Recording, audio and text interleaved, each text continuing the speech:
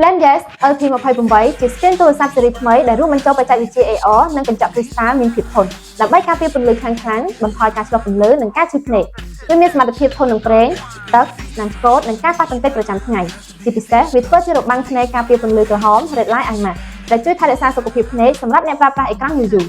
ការពារទូរស័ព្ទនិងរក្សាកែវភ្នែកដ៏មានតម្លៃរបស់លោកអ្នកជាមួយនឹង screen LP28 When it comes to rhyming, my timing, it's impeccable, so delectable. Who'd have thought the rap was edible? Send them all the hell up from the balcony. It's magic, one could swear that it was alchemy. School of General, send them to the academy. Then flash smile, can't nobody get mad at me. Has to be these verses and these rhymes. Has to be these cuts and these lines. Take this one and get live. វីដេអូនេះផលិតដោយក្រុមហ៊ុន Lenses Cambodia ផលិតផល Lenses មានដូចជា speaker នាឡិកាឆ្លាតវៃ កាសក្តៅត្រចៀក កាស Bluetooth ដុំសាក ខ្សែសាក power bank ឧបករណ៍សាកឡាន តម្លៃ AI 360 ដឺក្រេ ចិញ្ចប់ទូរស័ព្ទ adapter បញ្ជូនទិន្នន័យ កន្ទុយបារី កាមេរ៉ាសុវត្ថិភាព screen ខេសទូរស័ព្ទ និងឧបករណ៍អេឡិចត្រូនិកជាច្រើនមុខទៀត